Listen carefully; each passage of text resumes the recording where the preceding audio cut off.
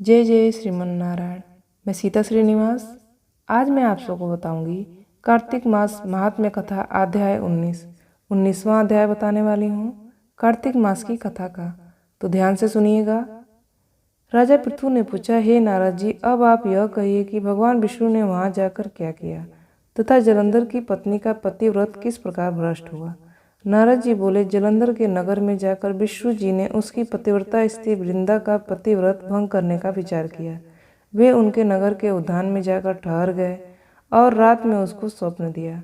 वह भगवान विष्णु की माया और विचित्र कार्य पद्धति थी और उसकी माया द्वारा जब वृंदा ने रात में वह स्वप्न देखा कि उसका पति नग्न होकर सिर पर तेल लगाए महिष पर चढ़ा है, वह काले रंग के फूलों की माला पहने हुए है तथा उसके चारों हिंसक जीव हैं, वह सिर मुड़ाए हुए अंधकार में दक्षिण दिशा की ओर जा रहा है, उसने नगर को अपने साथ समुद्र में डूबा हुआ इत्यादि बहुत सारे स्वप्न देखे। तत्काल ही वह स्वप्न का विचार करने लगी। इतने में उसने सूर्यदेव को उदय होते हुए देखा तो सूर्य में उसे एक छिद्र दिखाई दिया तथा वह कांतिहीन था। इसे उसने अनिष्ट जाना और वह भयभीत हो रोती हुई छज्जे, अटारी तथा भूमि कहीं भी शांति को प्राप्त न हुई।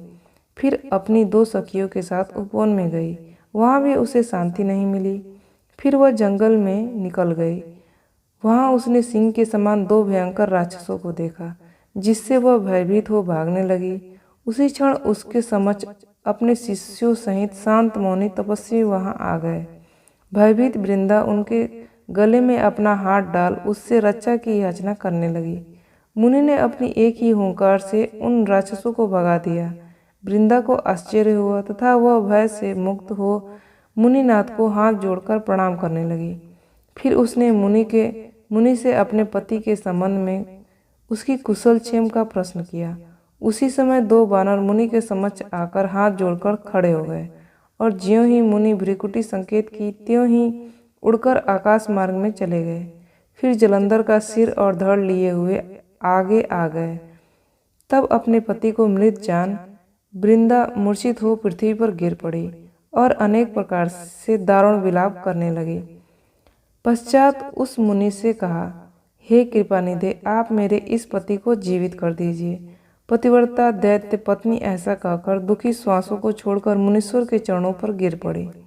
तब मुनीश्वर ने कहा, हे शिवाजी, यह शिवाजी द्वारा युद्ध में मारा गया है, जीवित नहीं हो सकता, क्योंकि जिसे भगवान शिव मार देते हैं वह कभी जीवित नहीं हो सकता।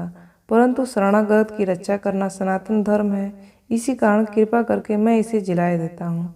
नारद जी ने आगे कहा, वह मुनि साक्षात विष्णु ही थे जिन्होंने यह सब माया फैला रही थी। वह वृंदा के पति को जीवित कर अंतर ध्यान हो गए। जलंधर ने उठकर वृंदा को आलिंगन किया और मुंह चूम लिया। वृंदा भी पति को जीवित हुआ देख अत्यंत हर्षित हुई और अब तक हुई बातों को स्वप्न समझा। तत्पश्चात वृंदा सकाम हो बहुत दिनों तक अपने पति के साथ विहार करती रही। एक बार सूरत एवं संभोग काल के अंत में उन्हें विष्णु को देखकर बहुत तड़ित हुई। हे पराई स्त्री के गमन करने वाले विष्णु, तुम्हारे शील को धिक्कार है। मैंने जान लिया है कि मायावी तपस्वी तुम ही थे। इस प्रकार कहकर कुपित पतिव्रता वृंदा ने अपने तेज को प्रकट करते हुए भगवान विष्णु को शाप दिया। तुमने माया से दो राक्षस दिखाए थे, वही दोनों राक्षस किसी समय तुम्हारी स्त्री का हरण कर लेंगे। सर्वेश्वर जो तुम्हारा शिष्य बना था वह भी तुम्हारा साथी रहेगा। जब तुम अपनी स्त्री के विरह में दुखी होकर विचरोगे, उस समय वानर ही तुम्हारी सहायता करेंगे। ऐसा कहती हुई पतिव्रता वृंदा अग्नि में प्रवेश कर गई। ब्रह्मा आदि देवता आकाश से उसके प्रवेश को देखते रहे। वृंदा के शरीर का तेज पार्वती जी के शरीर में चला गया। पतिव्रत के प्रभाव से वृंदा ने मुक्ति प्राप्त की। 19वां अध्याय यहीं पे समाप्त होता है। ये जानकारी आपको कैसी लगी? इस तरह की जानकारियाँ पाने के लिए आप इस चैनल को सब्सक्राइब कर दीजिएगा।